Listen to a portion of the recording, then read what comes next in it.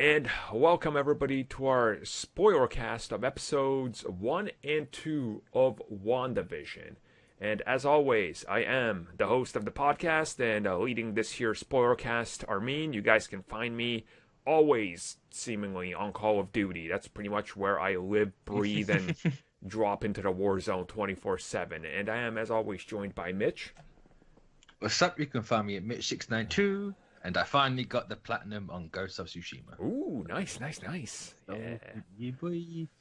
Next up, just got to do the legend stuff. Got to do that raid. I'm gonna have to get in on that. I haven't started that yet, but hopefully someday I will. Someday. Nice. Now, with that, Mitch, did you know that Wanda and Vision are a strange couple? Because yes, they are very unusual. Very unusual and strange, because every ad since the beginning of time has told me that. So, we just don't know what to expect.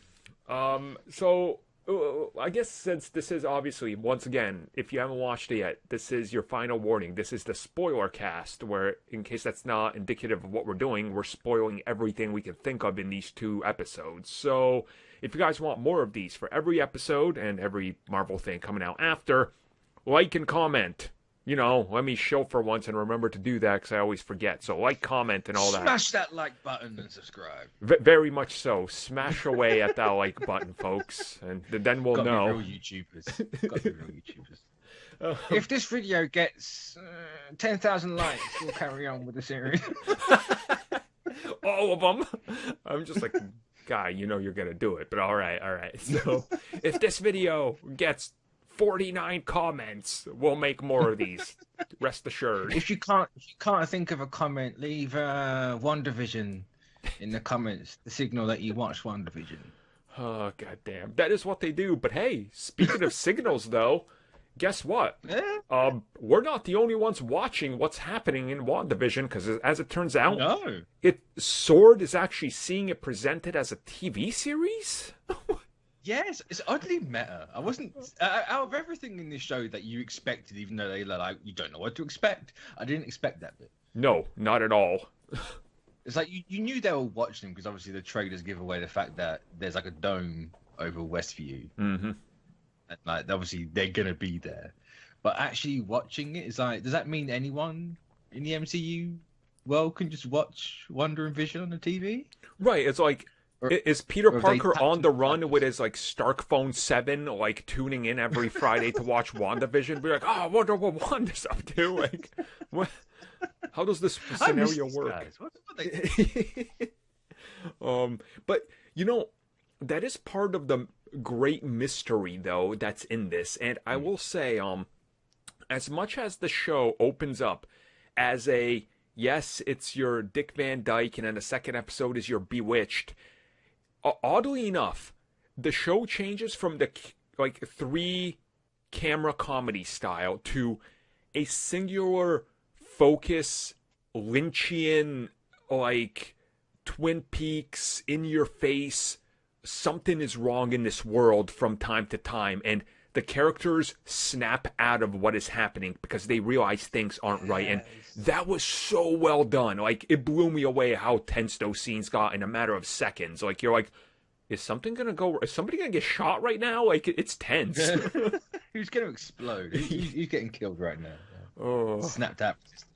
But no, no matter what anyone says about the show so far, no one can deny how well they've done this. Oh my god. Like, you get things that try to ape old sitcoms and stuff. Like, this is like, no, we're doing this properly. Like, it's going to look like it was made in the 50s. You know, you've got the live studio audience. It's not just a soundtrack, like a laugh track slapped over the top of it. Like, there's legitimately people there. And the thing that kind of shines through with this is you realize that they spent a great deal of money shooting this in a way that's 100% to what they would have done back then, where had they shot this like a modern comedy, like a Big Bang Theory or something, they could have saved 90% of the budget. But no, they went and shot the way you would shoot the episodes in their time, and that is an undertaking like nobody understands. So that's pretty, pretty amazing for them. It's like everything these days would have just slapped a black and white filter over it, and things would have looked really bad. Like in this, they're like, oh no, Vision's red face doesn't look right in black and white, so make him blue. Mm-hmm. It's just like that's the attention to detail is fantastic. Like no one could deny that at this point. Yeah, but it's very odd. Yeah. Like I appreciate the fact that they literally just slap you right into this thing. Same. They don't even give you a minute of like, this is a thing we're doing, go with it. It's just like, no, we're in this. Like, just bang.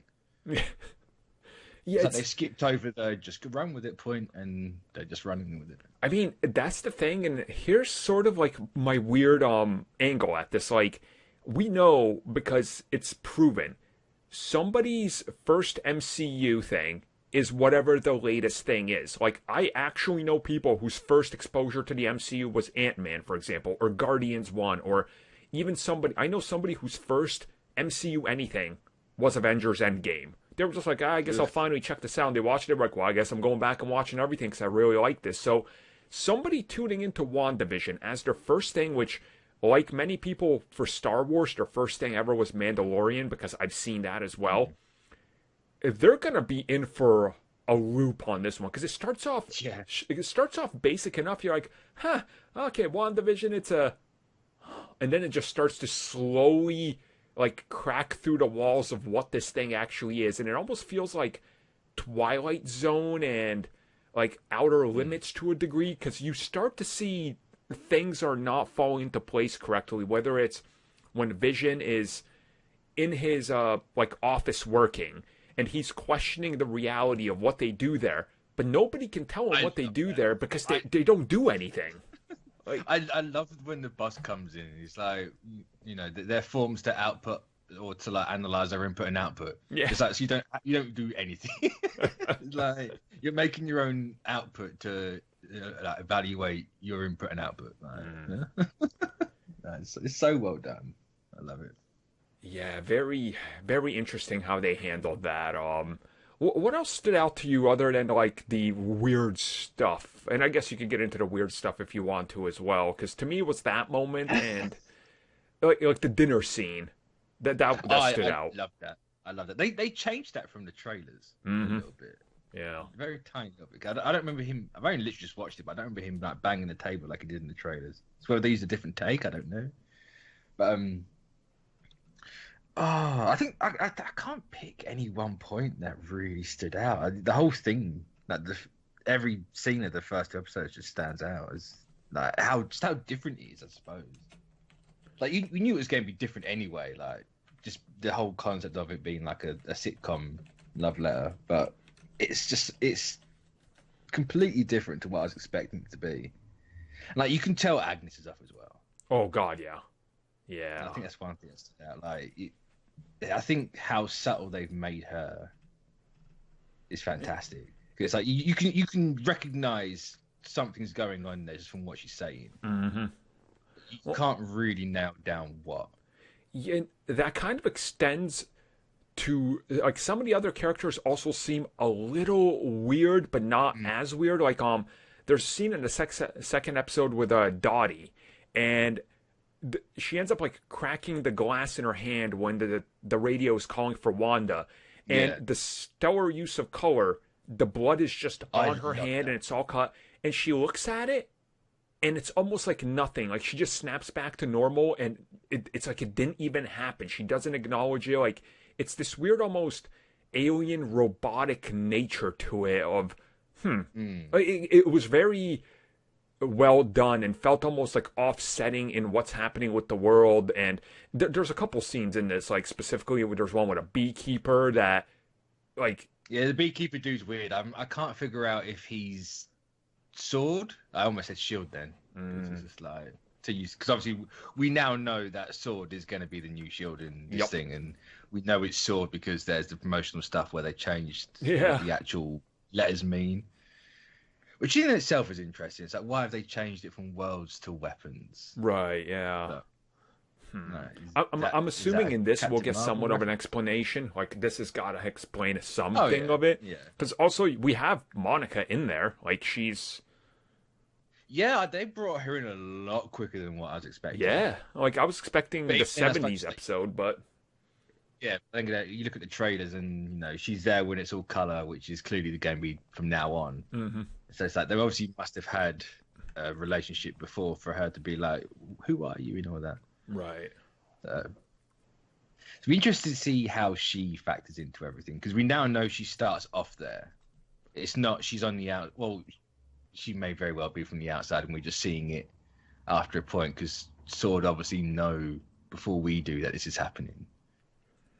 So it'll be interesting to see if she actually starts off there because she lives there, or if she went in there. We're going to get a flashback to her going in and everything. Right. I would assume that kind of have to be like, because by the end of this series, I definitely get the sense that we're gonna know pretty much everything and what's happening in this. And there is even that moment in this with the helicopter where Wanda picks it up because it's the Red Sword helicopter, and we see in another scene in the trailer that Chopper is like going towards what seems to be the bubble and then turning away. So I'm guessing we're going to get flashbacks of some of these elements of what led up to this sort of bubble in the world and why some of the people are in it, why some are crawling into it. Like, they're trying to enter it, but Wanda keeps effectively snapping it out of what is happening, because we see that with the beekeeper. She sees them, they're freaking out, and then she says no,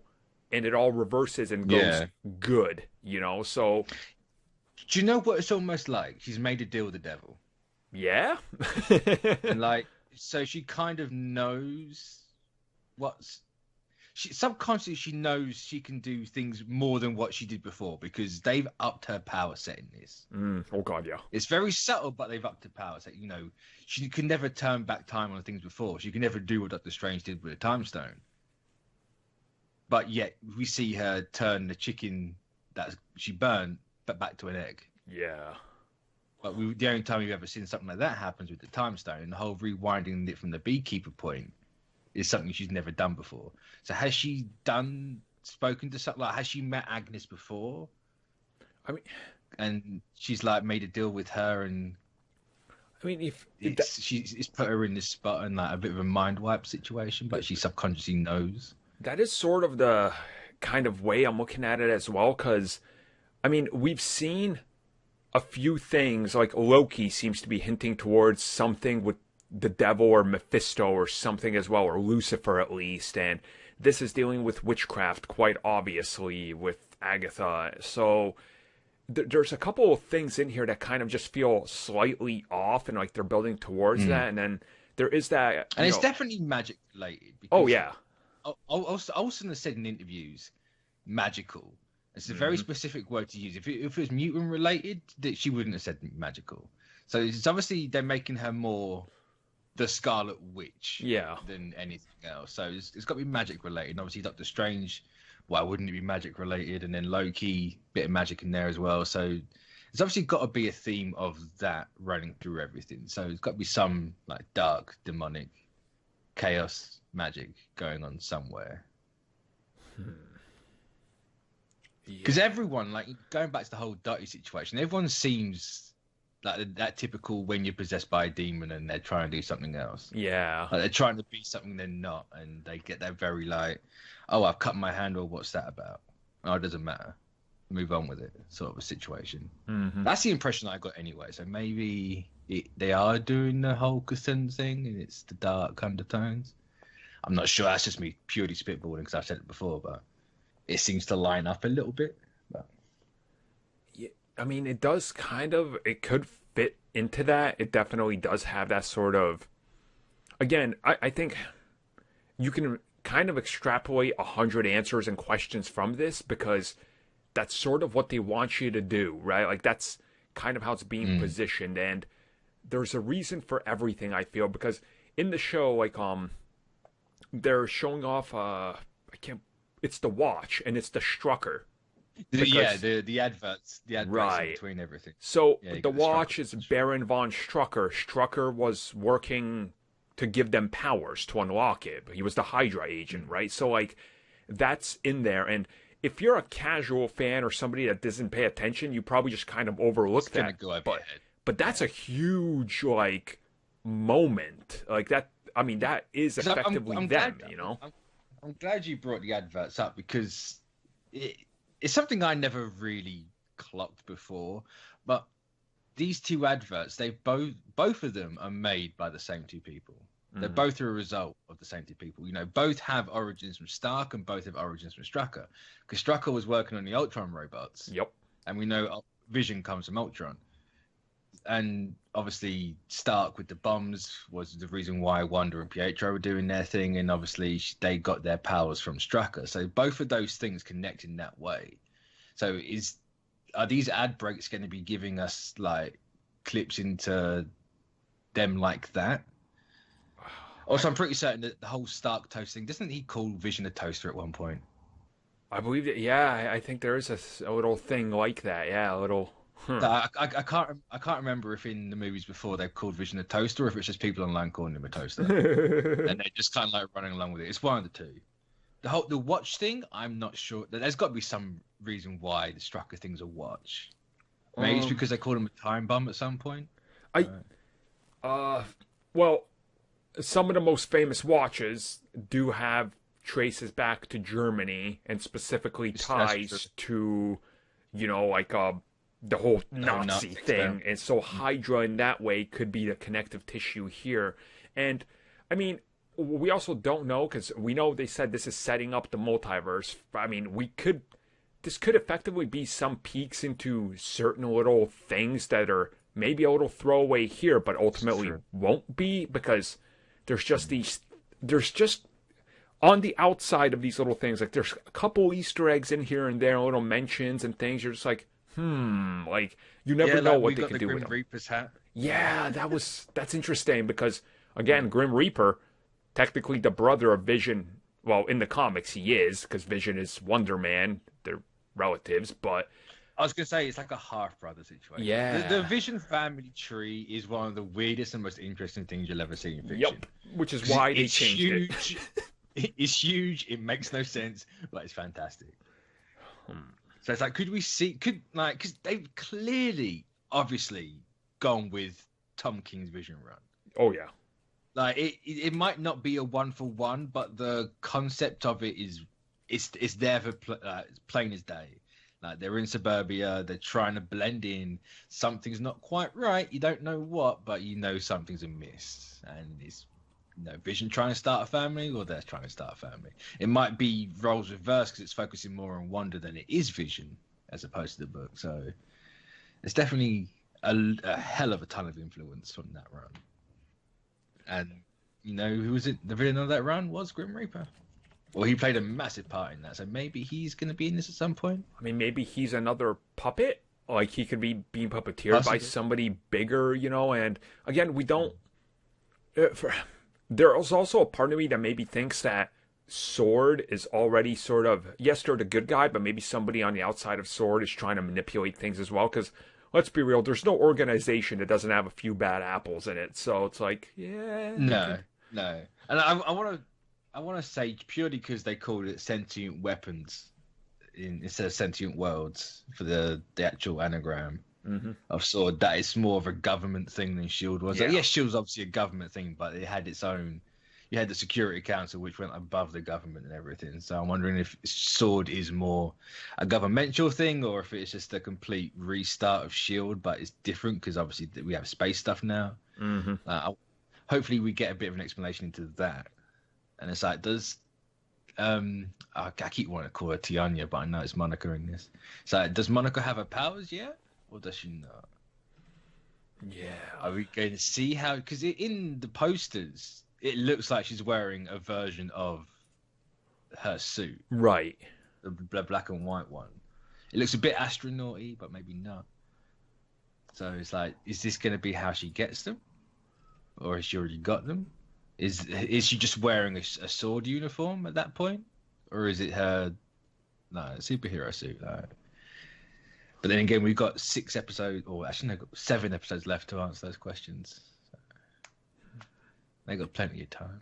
Yeah, I'm hoping each episode's going to just peel back a little bit more, because we know they said the last 2 episodes leading up to the finale, so the last 3 episodes, are going to ramp it up. And in the last episode, everything's getting blown out and, like, you know, top tier. So it's like, okay, well, you know, I see sort of what they're building up here slowly. I see the elements falling into place. So I'm hoping that when we get there in due time, it's like, oh, here's the, you know, the thing. Like, here's what we were setting up. What do you think that thing's going to be?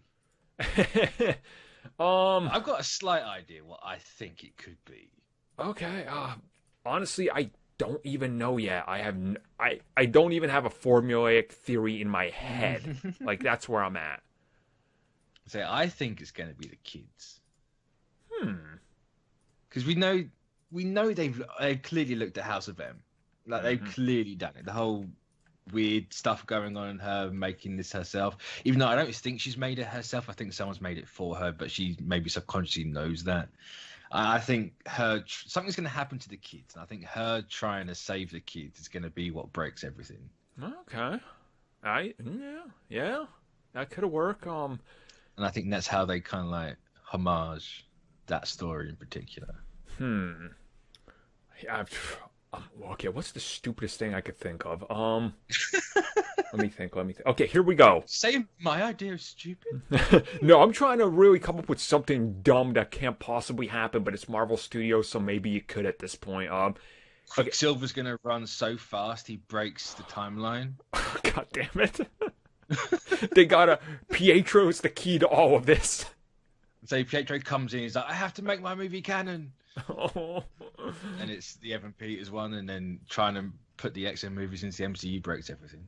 Yeah, trying to just figure out how they actually connect to each other breaks everybody's brains. I mean, that would make sense. Because that could be another thing as well. For all we know, it might not be the kids. It could just be her trying to get her brother back. It could, yeah. Okay, here we go.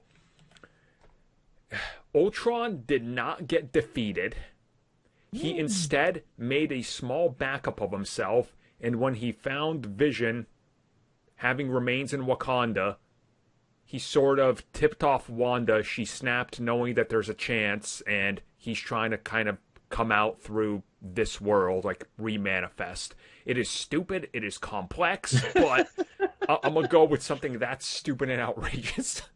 Well, speaking of Ultron, do you think he comes back in this in some shape or form? 100%. Yeah? I 100% believe the actor, not in his Ultron form, we are going to see... Just James Spader. Yes. James Spader will be a neighbor or something that just shows up and... So like, he'll be talking, and people will be like, why does that voice sound familiar? And then occasionally he'll crack into the Ultron, volume, and it's like, whoa, what? Like, yeah. So if they do like an episode where the kids are born and it's like the parents come over and it's Jake, because obviously Ultron's the dad for Vision, and you have James Spader come over and he starts to crack and he gives off the speech of what he did in Age of Ultron. I'd die. Yeah, I could catch the Rona and die happy at that point. I mean, here the scene is there's two toddlers. Uncle Ultron shows up and he starts singing Pinocchio's "No Strings on Me." Oh, that's so good. That would be peak scene right there. I need that to happen. You just see like his mouth light up or something. And that's the cue. Oh, it'd be so good. Feige, please, I need it. Shoot this on the volume if you haven't. Quick edit it in. It's better been what the reshoots were for, Feige. Well, I mean, they did say they're going to be editing the series literally up until the final line, so it's, you know... There's got to be a lot of CGI in those last few ones if they're saying it's like a proper Marvel movie. Oh, yeah, totally. Which, again, there's another moment in this that I quickly want to bring up before I guess we end. When he's in his office and they're doing the whole thing afterwards, and he's like, oh, tell us some secrets. And he's like, that man right there is a communist. And everybody starts laughing. I'm like, whoa! That dude's clearly Hydra or something, right? Like, what the hell just happened? There's something going on there, yeah. The whole, like, what was it? The Neighborhood Watch. Yeah. They're just men gossiping. It's a communist. Oh, God. I like how... I always thought the stereotype for Neighborhood Watch was the women. I don't know where I Yeah. got that idea from, but I always thought it was more the women do the neighborhood watch stuff and like all the whole house. Like, oh, everything's got to be perfect because our house prices might go down. Whatever the hell it's called in America, I don't know. I live in a normal country. Yeah, that is kind of something that they put a little bit of a reverse on. It's like, oh, the men are the guys, which kind of, I guess it works again. I mean, there's a lot in these episodes to unpack. I mean, every week we're aiming to do like a spoilercast like this, and as it gets, I think, more streamlined, we'll have, slightly shorter episodes till we get to the end. Of course, people that are members of the community page and subscribe to the channel, you guys can look forward to some audio commentaries, and those should get interesting as they go as well, because things. So yeah, I'm excited though. Like this is not the show I think I wanted, but it's the show the MCU needs, because it shows that Marvel Studios Television is able to take a bigger risk than Marvel TV proper ever took. Like, it's this is way riskier than anything Marvel TV did. I was gonna say the entertainment side of Marvel is very much we have to be the movies. Mm-hmm. We have to, we're gonna try and abide by the movie. Obviously now they're all one and the same and under the same person, so it's just kind of like, hey, we can do what we want. Like we need to. I think they're in a spot as well where they're like, right, we've been doing this for 11 years. We need to start mixing things up. Yeah. So like we got this opportunity with a periodic storytelling outlet, so we can do something like this. As they've been saying, this would never have worked in a movie. No, 100% not. You couldn't have started this thing off with a black and white Marvel logo in that 4:3 aspect ratio that it's got, which RIP the size of my TV not being used. Yeah. It's just like, oh no, it's authentic, but oh no. Even though does that change? I thought it Towards changed. the end? Well, I mean, when it gets all color, doesn't it change? Or am I just imagining that? I probably just imagined it, honestly. Gonna have to watch it again, I suppose, or read the comments because someone's going to be like, "You dumb fuck." Yeah, as always. But yeah, it's the right different they needed. Everyone being like, "Oh, everything's all the same. It's this, it's that." Well, here you go. And now here's something completely different. I've actually seen reviews like Deadline. I think has their review up, or maybe it wasn't Deadline, but they're like, it's too different. I don't like it. They should have been safer and gone with it. It's like, what? No, like. Look, as a man who's telling you right now, Falcon and Winter Soldier is a 12 out of 10. I'm telling you that right now. After that suit leak, yeah, like that show should not have been first, because everybody would have said, "Oh, it's just more of the same." Cool. All right. Well, no, this is the show that needed to be first, and I'm glad it was first, because it is 100%. Different in every way. 100%. No, not to dunk on that show or whatever, because I think it's going to be fantastic. I think in itself Falcon and Winter Soldier is going to be something slightly different to what we've seen before. Oh yeah, I think it's going to have a lot of similar elements a la Winter Soldier, because obviously it's going to go back to that tone which the first one we saw those two characters in, so why wouldn't you go back to that sort of thing? Plus everyone praises that movie, so why would you not go back to what people still say today is the best movie they ever put out, which fair enough. But to have something like this and to go, right, well, if we're doing multiverse stuff first, obviously this wasn't meant to be first out. There's, extenuating circumstances that have made it be the first one out. They just happened to finish first, shooting first. But if to go like, right, we're going to focus on the multiverse, and to start off with Falcon and Winter Soldier, even Black Widow, I think would have felt a bit weird. But to actually come in here and go, no, here's something weird because we're going to be going weird. Right. I think it was the perfect start for Phase 4. Yeah, this was the thing I wanted and I think needed in a way. Like, it felt welcoming and new, yet it felt all the right. I got all the feelings I think I wanted to and they wanted me to get from this. I think that's the thing I can say about it. Like, it just felt. Yeah.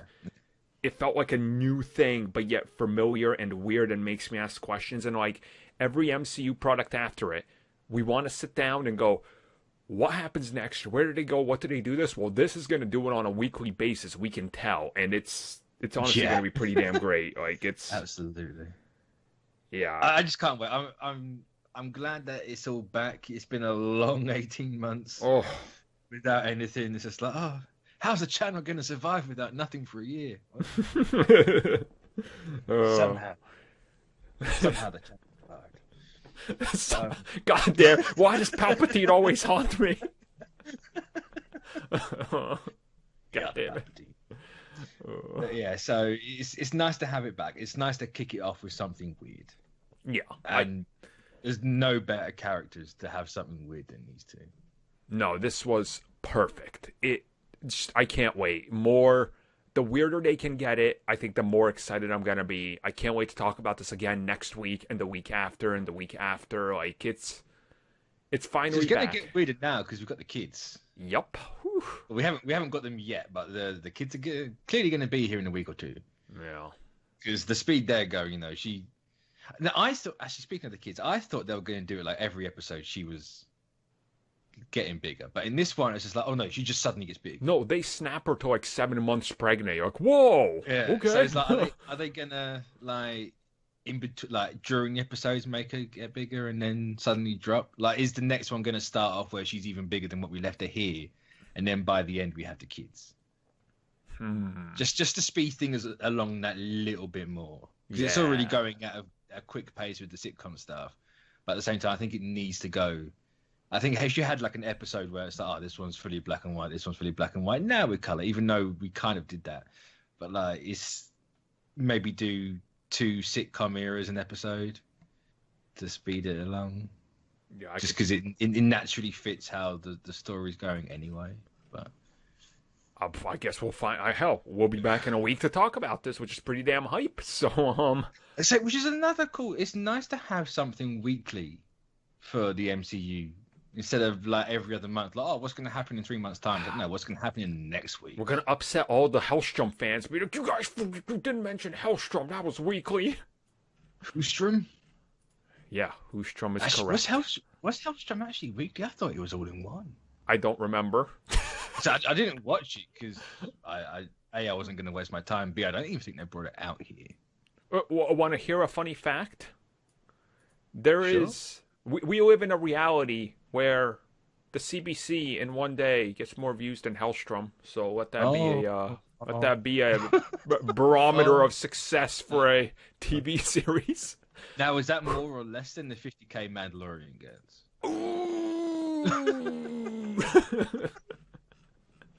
Oh, that's a deep cut for scoopers. R.I.P. the man. So with that in mind, everybody, thank you for tuning in. Let us know your guys' thoughts, and we'll be back next week to discuss more MCU theories and see if anything was correct by the time this whole thing wraps up. And of course, if you guys have theories, post them down below, because oh boy, it's going to be hard to come up with something, because it can be all over the place. Everyone has an equal chance of being right with this thing. It's true. That is true.